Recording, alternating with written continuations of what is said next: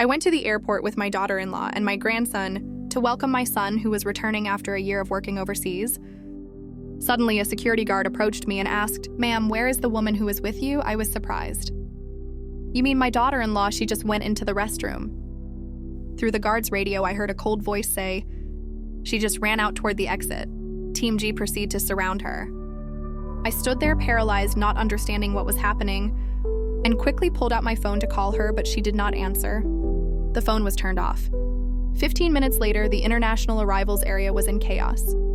But before I continue, make sure you are subscribed to the channel and tell us in the comments where you are watching this video from. We would love to know how far our stories of revenge travel. The noise of Hartfield-Jackson Atlanta International Airport surrounded me, but in my mind only one sound resonated. The announcement that the flight from London had landed. I had been there with my daughter-in-law, Nia Imani, and my grandson Jelani for nearly an hour, sitting patiently under the massive electronic board, and then the line I had waited for most appeared. Glowing in a hopeful green landed. It had been exactly 1 year since I said goodbye to Kwesi, my son, when he left to work abroad, right here in this same airport. I felt a joy difficult to describe, a mixture of excitement and nervousness. I squeezed Jelani's small hand tightly. The boy looked up at me with those big eyes full of enthusiasm. "Mama Eudora, I'm going to the restroom for a moment." Nia Imani said suddenly, her tone more hurried than usual. "I'm feeling a little off," I nodded. All my attention already focused on the international arrivals gate. Where my son would be walking out shortly, I smiled to myself, completely forgetting that Nia Imani had walked away. About 5 minutes passed and a man in a security uniform approached. He looked different from the usual patrol employees. His uniform was more formal, and above all, his gaze was sharp, as if he were on an important mission. He did not look directly at me. His eyes scanned the area, and then he lowered his voice to ask an unexpected and strange question, "Ma'am, where is the woman who was with you?" I was surprised and reflexively pointed toward the restroom area. "You mean my daughter-in-law? She just went into the restroom." As soon as I finished speaking, a burst of static came from the radio on his shoulder. Then another voice, cold and clear, cut through the airport noise. "She just ran out toward Gate G, proceed to close off the perimeter." The officer was startled. His expression changed completely from inquisitive to extremely tense. He nodded and then looked at me with a mixture of suspicion and scrutiny. A chill ran down my spine. What is going on with trembling hands? I pulled out my cell phone and quickly dialed Nia Imani's number. The tone rang only once before going straight to voicemail, as if someone had turned off the phone instantly. My heart began to beat wildly. At the same time, from different points in the terminal, dozens of men moved quickly with weapons in hand and badges on their chests, spreading out through the entire waiting area. The passengers began to notice something strange. Murmurs could be heard, some backed away in fear. Others raised their phones to record. I hugged Jelani tightly.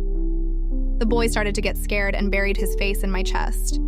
And then in the middle of all that chaos, my son appeared. Quincy walked out through the arrivals gate. He looked thinner and tanned, but his smile was just as I remembered it in my thoughts. He was pushing a luggage cart full of suitcases, and in his other hand he held a small, carefully wrapped gift bag. His eyes searched eagerly through the crowd.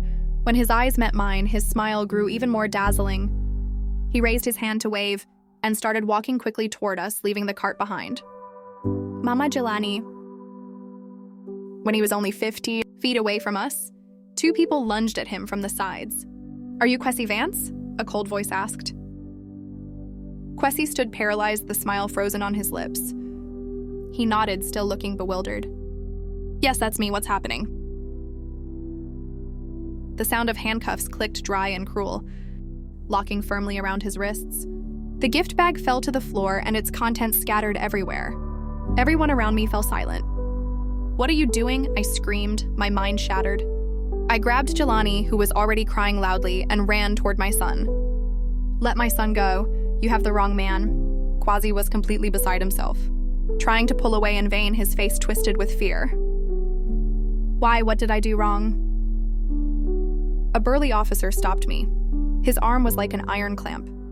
His voice was monotone without emotion, like a machine. "Mrs. Vance, calm down. He has been arrested for being linked to an international fraud ring. Please accompany us to the station to give a statement." My ears were ringing. The world that minutes before was overflowing with joy for the reunion was now crumbling completely. I could only watch as they took my son, away with his hands cuffed behind his back, amidst camera flashes and the curious stares of the entire airport. The police did not take me immediately to an interrogation room. They led me and Jelani to a small waiting room, sterile, perhaps reserved for special cases. Jelani was still sobbing in my arms. His tiny body trembled without stopping. I had to be strong for him. With a shaking hand, I dialed the number of Verna, my closest cousin in Atlanta. My voice was breaking. It didn't sound like mine anymore. "Verna, come to the airport right now. Come in through the international terminal. Ask for the security office. Take Jelani Kwesi. I couldn't finish the sentence. My throat closed up. The police took him into custody. I have to go. Verna arrived like a gust of wind, pale as a sheet. She didn't ask much, just nodded in silence, and reached out her arms for Jelani. I felt like my heart was being ripped out. When I had to pry my grandson's little fingers from my clothes one by one, "Grandma," he sobbed, "where are Daddy and Mommy?" He held on to me tightly, not wanting to let go. Finally, Verna had to carry him in her arms. His crying echoed down the hallway, a heartbreaking chorus. "Grandma, Daddy, Mommy," until their silhouettes disappeared behind the automatic doors. I was left alone in a terrifying silence. The ride to the police station was in complete silence. The car moved down the highway, but I saw nothing through the window. They took me down a long, cold hallway with fluorescent lights, casting a pale glow on the shiny tile floor. The smell of disinfectant and old paper hit my nose.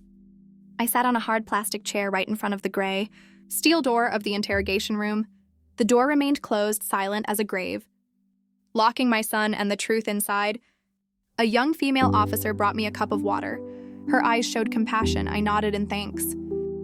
My frozen hand grabbed the plastic cup, but I couldn't drink. My throat was dry. Yes, but it wasn't a thirst for water, it was a thirst for the truth. To keep from going crazy while I waited, to prevent the worst images from invading my mind, I forced myself to think, to reconstruct everything from the beginning. I am Eudora Vance, a retired literature teacher. My husband passed away 10 years ago. Since then, my world had shrunk to Kwesi and my grandson Jelani. Kwesi is a noble man, a talented carpenter, but too trusting. And Nia Imani, my daughter-in-law. I remember clearly the day Kwesi, radiant, told us he had an opportunity to work for a large furniture company. In London, Nia Imani supported him immediately. She wrapped her arms around his neck, eyes shining with pride. "It's the best opportunity for him, Mama Eudora. Don't worry, I'll take care of you and Jelani." And for over a year, she kept her promise. Nia Imani was an exemplary daughter-in-law. She took care of me with dedication. She looked after Jelani at every meal, every bedtime. Her artisan crafts business was doing better and better. She was the pride of the whole family.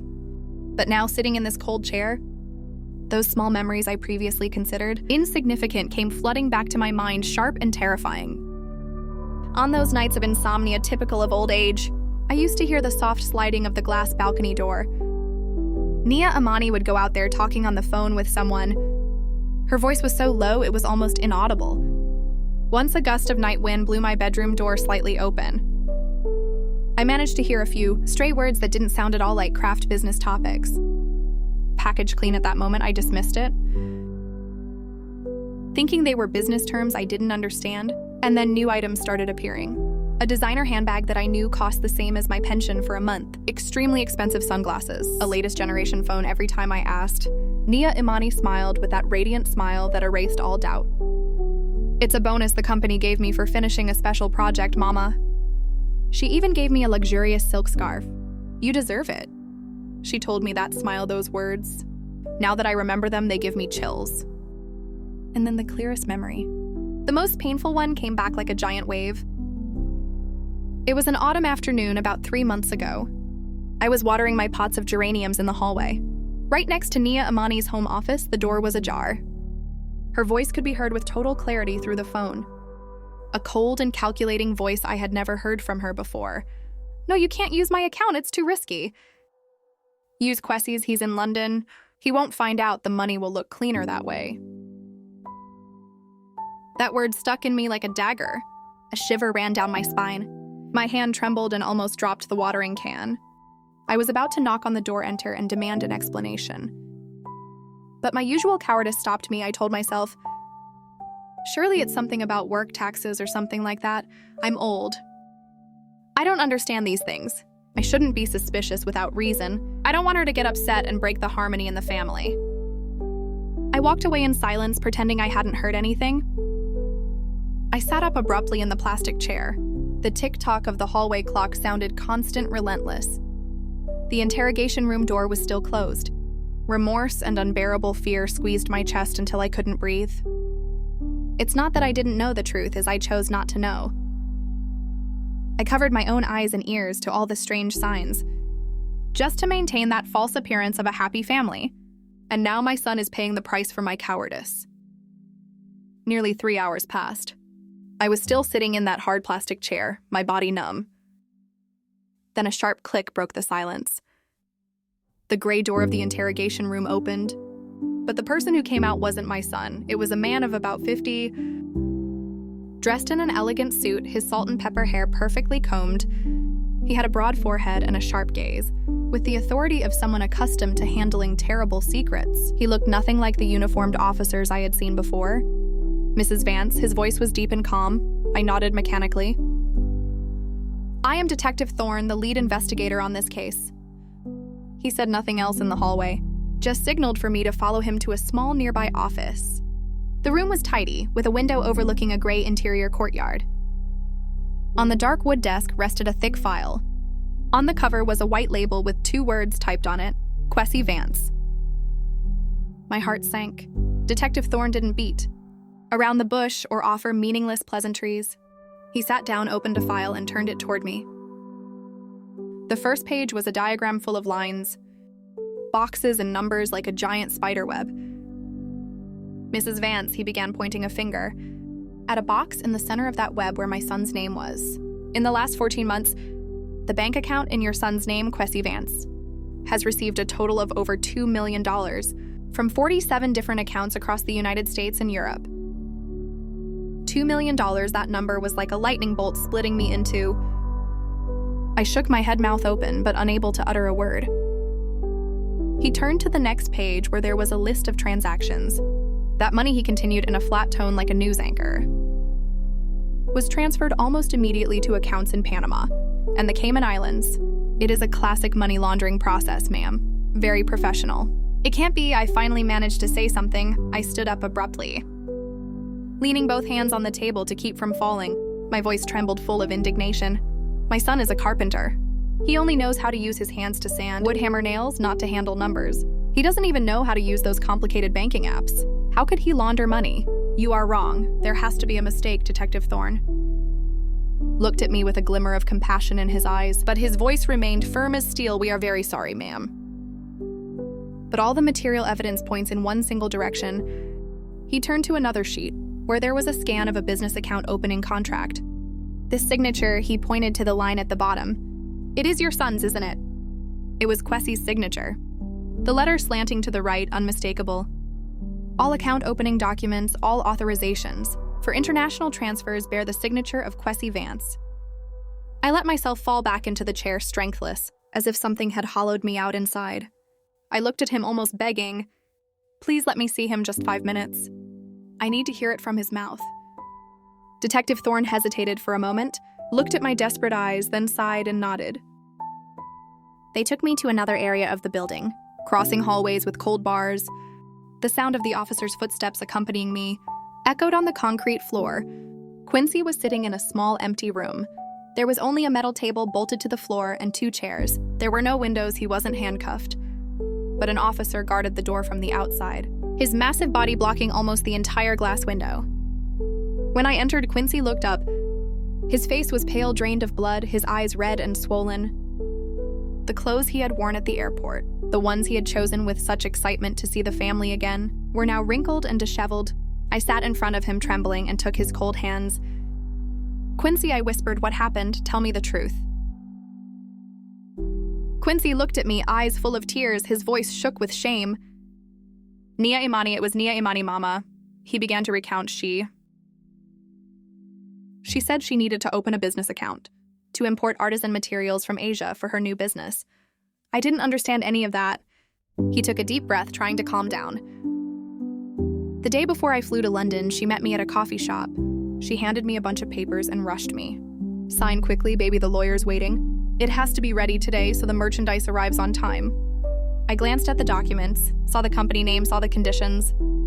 But it was all legal language. I didn't understand anything. I trusted her, Mama. I just thought I was helping her fulfill her dream. He rested his head on the metal table, shoulders shaking. "I signed without reading a single word properly, Mama." Where she pointed, I signed it all. A cruel and painful truth revealed itself clear as day. My son, out of love and blind trust, became the scapegoat in the hands of his own wife. Just at that moment, the room door burst open. Detective Thorne entered with an expressionless face. "Time's up, ma'am." He glanced at Quincy, who was slumped over, and then looked at me. His eyes now had a colder glint. "We just received an update.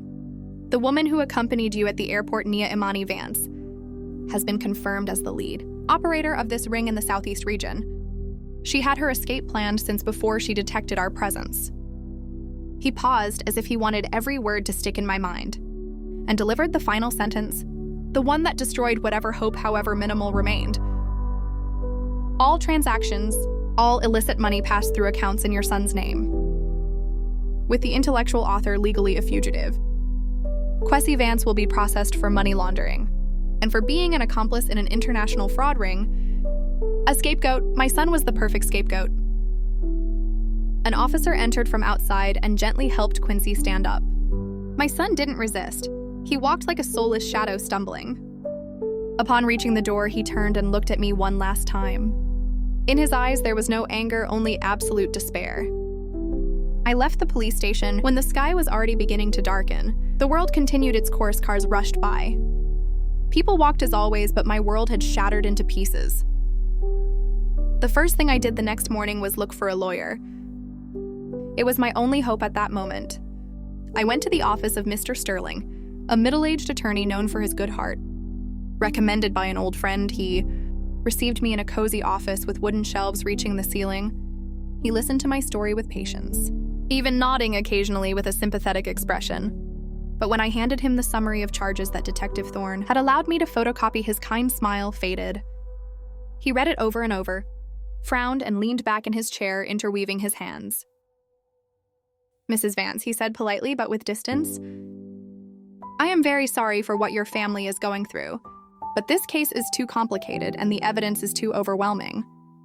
Your son's signature is everywhere. Defending him will be virtually impossible." He declined taking the case with kindness. Claiming he already had too many pending cases, I left his office, feeling like I had been doused with a bucket of ice water, but I didn't give up. I visited a second firm, then a third. The answers were similar. They looked at me with compassion and shook their heads. Upon seeing the thick file, a young lawyer, perhaps due to lack of experience, was brutally honest with me. "Mrs. Vance, your son is the perfect scapegoat. No jury is going to believe that a grown man signed so many documents without reading them. Accepting this case would only cause you to lose money and tarnish my victory record."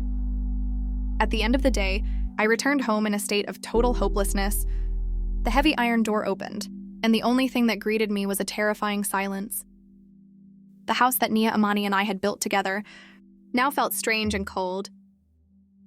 On the coffee table in the living room, the cardboard sign that Jelani had been making with such effort the previous afternoon was still there. The scribbled phrase, "Welcome home, Daddy," was painted in bright colors, like a bitter mockery of the tragedy that had just occurred.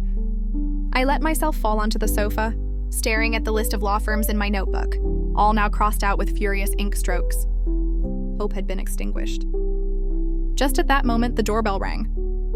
I didn't want to see anyone, but the bell kept ringing, insistent, determined. Reluctantly, I dragged myself to the door. Standing in front of it was a woman of about 40. She dressed simply jeans and a shirt, her dark hair pulled back in a neat bun. But what caught my attention most were her eyes. Sharp, intelligent eyes that conveyed unusual determination.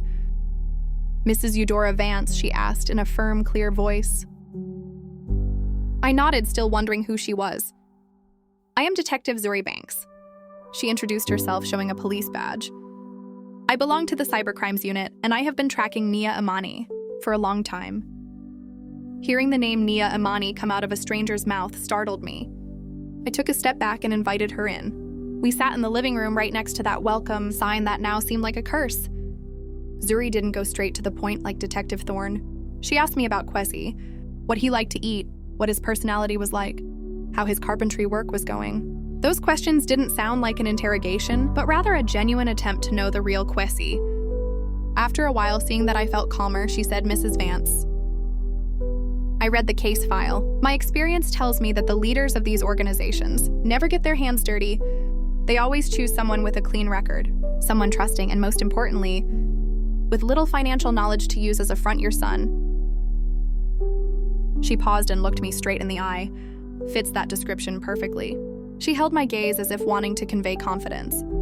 I believe Kwesi is innocent, but the belief of a cop like me is worth nothing in court. We need proof, concrete proof. For the first time in 2 days, a small and fragile spark of hope shone in my darkness. But what can we do? Nia Imani fled. She erased all traces. She left in too much of a hurry. Zuri said firmly, without a shred of doubt. People like Nia Imani are arrogant. They think they are smarter than everyone, that they deleted everything. But they usually leave small mistakes where they feel safest. Right here in this house, she stood up, glancing around the living room with the analytical eyes of an investigator examining a scene. I can't ask for an official search warrant because we don't have enough legal grounds. All the superficial evidence is against your son, but she turned to me, "With your permission, we can investigate on our own. Cooperate with me, ma'am. For justice for Kwesi. Justice for Kwesi." Those words ran through my exhausted body like an electric current. I nodded without hesitation. My voice regained its strength. "What do you want me to do?" Zuri's gaze settled on the hallway leading to the bedrooms and the study at the back of the house. During the time she lived here, was there any place Nia Imani considered her territory? A space where even you didn't usually enter. I didn't have to think for a second. Her home office, I replied immediately. She always kept the door locked. She said she needed absolute silence to be able to create. Zuri nodded with an almost imperceptible smile on her lips. "Then we'll start there." I led Detective Zuri down the hallway. The oak door of the office stood imposing at the end of the corridor. Out of habit, I reached out to turn the brass doorknob. It was completely locked. It didn't move an inch. "It's always like this," I whispered. Zuri didn't flinch. She set her bag on the floor and pulled out a small leather kit with very professional movements. Upon opening it, several fine, shiny metal tools appeared. She looked at me sideways, noticed the surprise in my eyes, and smiled discreetly. It's an extra skill every investigator should have. Sometimes justice is behind a closed door. She knelt and began to work quickly and silently. Only the soft click of metal inside the lock could be heard. I held my breath, my heart pounding in my chest. Less than a minute later, a small click was heard. A faint sound, but absolutely definitive. The door creaked open, Zuri pushed it and entered, and I followed. A breath of cold air, smelling of new paper and expensive air freshener, greeted us immediately. The room appeared before my eyes as proof of Nia Imani's obsessive meticulousness. Everything was ordered to the point of seeming sterile. The walnut desk shone without a speck of dust. The laptop closed with precision. The books aligned by spine color from white to black, like a rainbow drained of life. That clinical order contrasted brutally with the shattered chaos of my life at that moment and gave me chills. Zuri put on some rubber gloves and handed me a pair. "Mrs. Vance, you live here? You know better than I do how Nia Imani organized everything. Look for anything that looks out of place. Any object that doesn't fit." We began the search in silence. I went to the shelf, checking the books one by one, hoping to find something tucked inside. A sheet of memory card. But there was nothing, just books on art, design, and business. Zuri, on the other hand, focused on the desk, the heart of the room. She opened each drawer methodically. The first was full of luxury office supplies. Gold-plated fountain pens, notepads with Nia Imani's company logo. The second contained contracts, legal business documents. The perfect facade of a successful businesswoman. I approached the white painted steel filing cabinet in the corner. I pulled the top drawer. There were no papers inside, but several leather-bound photo albums. Out of curiosity, I opened one. I felt a cold pang in my heart. They were photos of Quincy and Nia Imani's wedding. My son's radiant smile next to the woman who had sent him to prison. On the next page, an image of Jelani as a newborn, tiny and red in his mother's arms. Nia Imani had kept those memories carefully, as if she really were a part of this family. Or maybe it was just another fragment of her perfect facade. "Come look at this," Zuri's voice snapped me out of my trance. She was checking the bottom drawer of the desk. It was almost empty. It only had a few paper clips, but she wasn't looking at the contents. She was tapping the bottom of the drawer gently with her fingers. The sound was deeper and denser than in other parts. Something wasn't right. She pulled out a tool thin as a box cutter. She slid it deftly along the edge of the pressed wood bottom. She lifted it carefully. The cover popped up, revealing a secret compartment underneath. And there in the middle of that dark space was a small black velvet bag. Zuri lifted it carefully, placed it on the table, and gently poured out its contents. I felt my heart stop. Every object that came out under the light looked like a piece of a nightmare. 5 cheap mobile phones. The basic kind that only serve for calling without internet access. The type of phones criminals usually use and discard. Dozens of SIM cards carefully wrapped in small Ziploc bags. On each bag, Nia Imani's neat handwriting had written a country name: Germany, France, England, Italy, and 2 identical black leather notebooks. My gloved hand trembled as I picked one up. I opened the first page. Inside were lines written by hand by Nia Imani. With delicate, perfectly ordered calligraphy, a long list of names. Elsa Schmidt, 81, Germany. Jean-Pierre Logan, 69. France Maria Rossi, 85, Italie. Next to each name, a long series of numbers. Zuri looked over my shoulder, her voice hardened with rage. Here is the list of victims. Most are over 70 years old elderly people alone. Those numbers must be bank accounts or the amount of money they stole. Just at that moment, when Zuri picked up the second notebook to check it, a thick envelope that was between the pages fell to the floor. I bent down to pick it up. It wasn't sealed. I pulled out the stack of photos inside. They weren't family photos. They were images of Nia Imani in elegant clothes, sitting in 5-star hotel meeting rooms, next to very suspicious-looking foreign men. She was toasting, shaking hands, smiling with them. I flipped to a photo and froze. In it, Nia Imani was next to a tall man in a black suit, with a long, ugly scar on his right cheek that faced that scar. I remembered it well. I had seen him on the news a few months ago. He was an international fraudster wanted intensely by the FBI. Zuri took the photo from my trembling hand. She observed the face of the man with the scar carefully. Then she looked at the other photos. Her eyes shone with a cold, sharp spark. "This doesn't just prove she's involved," she said in a grave tone.